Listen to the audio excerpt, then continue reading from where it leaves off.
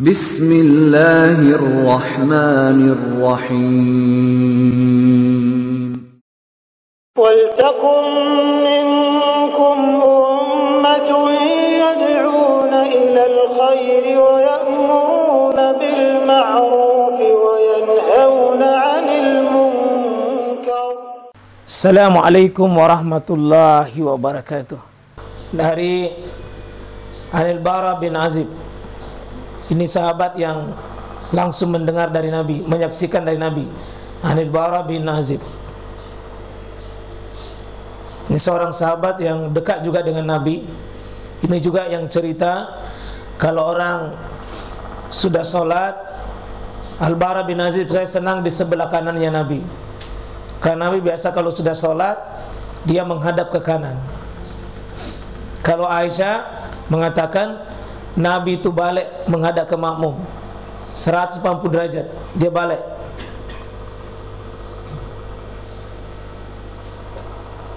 Tidak menghadap terus ke belakang, ke depan. Kata Bara bin Azib, qal kharajna ma Rasulullah sallallahu, kami keluar bersama Nabi sallallahu, ya, fi janazati, untuk menyaksikan jenazah nanti seorang laki-laki minal ansar, dari kaum ansar. Berarti kejadian ini kejadiannya sudah di Madinah sesudah hijrah, karena sudah ansar, bukan lagi di Mekah. Jadi kejadian ini sudah kejadian dari Madinah, yaitu sudah matang hukum-hukum Islam. Kemudian fa'antahaina ilal qabri, kami berhenti ya untuk pada sebuah kuburan. Walamma yulhad, setelah selesai digali itu kuburan, setelah selesai, jadi liang lahatnya ini, lahat itu, lahat artinya apa? Yang miring, yang condong, al-lahdu, ya, yang condong, karena memang miring, makanya disebutlah model lahat. Kalau di tengah tidak ada miring, pas di tengah di lubang, nah itu namanya syak. Syak. Dan dua-duanya ini boleh. Tapi Nabi menyenangi lahat. Tapi dua-duanya boleh. Kadang lahat lebih utama dalam keadaan tertentu. Kadang syak lebih utama dalam keadaan tertentu. Seperti tanahnya enggak, tanah longsor ya, jangan bikin lahat. Ya, tanahnya seperti peti itu modelnya adalah ya tentu syak. Nah, setelah jadi itu lubang, fajalasa Rasulullah sallallahu alaihi wasallam, Nabi duduk di sisi kuburan tersebut yang sudah digali itu. Wajalasna, dan kami pun para sahabat bersama Al-Bara ini bin Azib, kami pun duduk haulahu, di sekelilingnya. Dan begitu khusyuknya kami mendengarkan ceramah dari Nabi, wasiat Nabi, ka'annama ala ru'usina at-tayr, seolah-olah ada burung di atas kepala kami ini. Artinya tidak goyang-goyang, nanti terbang burungnya. Wa fi yadihi udu yang kutubihi fil ard, dan Nabi itu punya di tangannya semacam tonggak yang dia apa namanya itu, tancapkan ke bumi, fil ard. Lalu tiba-tiba Nabi sallallahu alaihi wasallam dia mengangkat kepalanya ke atas, ya. Apa kata beliau? Faqal, dia berkata, istaizu billah min azabil qabri, mintakanlah perlindungan kepada Allah dari azab kubur. Dan Nabi ucapkan ini marratain aw salasan, 2 atau 3 diulang. Saking pentingnya kalimat ini, Pak.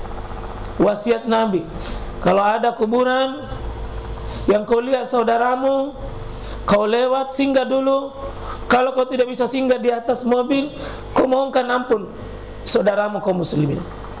Itu bersyukurnya kalau orang beriman semua kita ucapkan Assalamualaikum ya ahlal diyar atau ya ahlal kubur, minal muslimin wal muslimat. Seluruhnya itu sudah masuk itu. Jadi sering ziarah kubur itu memberi manfaat karena adanya doa. Itu tidak bagusnya Pak kalau kuburan 1-2 orang jadi tanam di dalam, tidak bagus. Kurang yang datang mendoakan. Kurang yang mendoakan. Tapi kalau banyak, setiap kita datang ke kuburan, baca doa itu lagi, baca doa itu, semua yang dibawa mendapatkan doa. Dan situ tidak sunnahkannya kuburan keluarga. Tidak ada istilah di masa Nabi sahabat ada pekuburan keluarga. Yang ada kuburan kafir, kuburan Islam. Jadi jangan berlomba-lomba terlalu soleh bikin pekuburan keluarga. Tidak ada dalam sunnah. Tidak ada sunnah pekuburan keluarga. Yang ada pekuburan Islam dan pekuburan yang bukan Islam. Karena sejatinya tidak disatukan Pak. Sekarang ini ya kita tidak tegaya, dicampur-campur. Disuruh minta perlindungan dari azab kubur. Azab fi hadis Jarir, ada dalam tambahan hadis Jarir, ha huna wa qala innahu, ini penghuni kubur yang sudah disimpan tadi, sudah ditanam, itu la yasma, dia akan mendengar hafkan yalihim, itu bunyi sendal. Bunyi sendal. Jadi dia akan dengar bunyi sendal. Dan nanti khilaf di kalangan para ulama, apakah penghuni kubur itu masih mendengar? Dia pakai sebagai hadis ini bahwa masih mendengar karena bunyi sendal. Tapi ini ada kata iza, berarti ini hanya ketika mudabirin, hanya ketika kita peristiwa saat itu saja dia bisa dengar. Mudabirin, kita membelakang, sudah pergi maki, ya, itu baru nanti akan ditanya, ini dibangunkan untuk ditanya, di situ dia mendengar. Tapi seterusnya, apakah masih mendengar? Pendapat yang terkuat tidak lagi. Tidak usah kita datang, misalnya pengantin baru, oh mama, oh bapak sudah mak kawin. Ya syukurlah kalau tidak nak dengar. Sebab kalau nak dengar ki, apa dia bilang? Aduh, itu lagi istrimu itu lagi. Masa kau pilih? Coba bayangkan Pak, kalau kita datang mengeluh di situ dengan segala rintihan, pasti kita punya orang tua bilang, aduh ini anakku tidak mau tahu selesai masalahnya. Dari dulu masalahnya mati hidup, mati nak bawa ngasih masalah. Syukurlah kalau dia tidak dengar Pak. Tidak baik kalau nak dengar ke. Tapi apa ada manfaatnya kalau kita datang mendoakan? Ada. Karena malaikat yang teruskan. Setiap kita berdoa, malakul rahmah mengatakan, ada lagi hadiah dari sahabatmu ya. Itu teman pengajarmu dulu di Rapokaling. Maksudnya saya Pak yang jelaskan itu. Supaya ini bahwa kalau meninggal saudara yang kita lalu kikir, doakan. Karena itu siapa yang sering pengajian sama-sama Pak, jangankan di dunia baku cari, sampai nanti di akhir apa baku cari.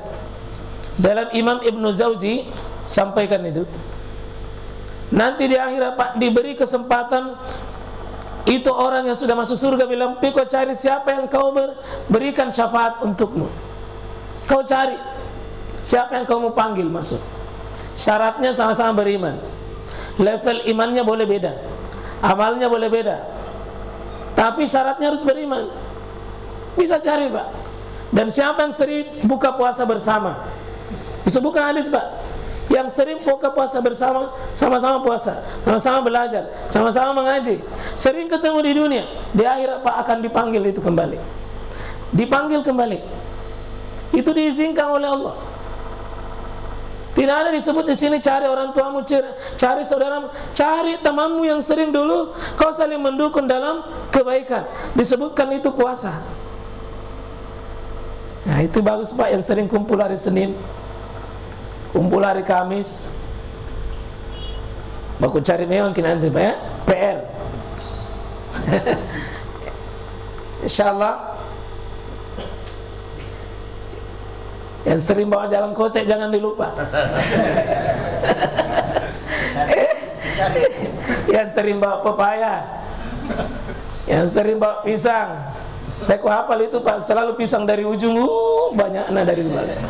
Mulai dari yang paling besar sampai yang paling kecil.